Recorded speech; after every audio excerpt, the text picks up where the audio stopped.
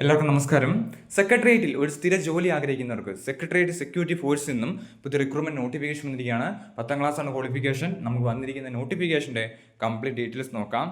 റിക്രൂട്ട്മെന്റിലേക്ക് വന്നിരിക്കുന്ന post constable ബാർബറും constable വാഷർമാനുമാണ്. മെയിൽ കാൻഡിഡേറ്റ്സിനാണ് അപ്ലൈ ചെയ്യാൻ സാധിക്കുന്നത്.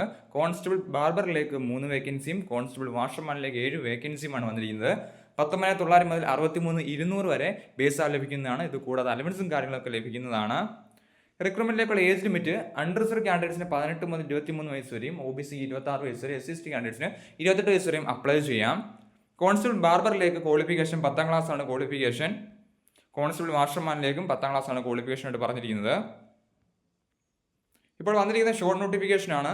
ഇതിൻ്റെ ഡീറ്റെയിൽ നോട്ടിഫിക്കേഷൻ ഉടനെ റിലീസ് ആവുന്നതാണ്. ആപ്ലിക്കേഷൻ ഓപ്പൺ ആകുന്നത് 30 മാർച്ച് 2026 മുതൽ 28 ഏപ്രിൽ 2026 വരെ നമുക്ക് ഓൺലൈനായിട്ട് അപ്ലൈ ചെയ്യാൻ സാധിക്കുന്നതാണ്. സോ അതിൻ്റെ ഡീറ്റെയിൽ നോട്ടിഫിക്കേഷൻ റിലീസ് ആകുമ്പം ഒരു ഡീറ്റെയിൽ വീഡിയോയും കൂടി ചെയ്യാം. എന്തെങ്കിലും സംശയം ഉണ്ടെങ്കിൽ കമൻറ്റ് ചെയ്യുക. താങ്ക്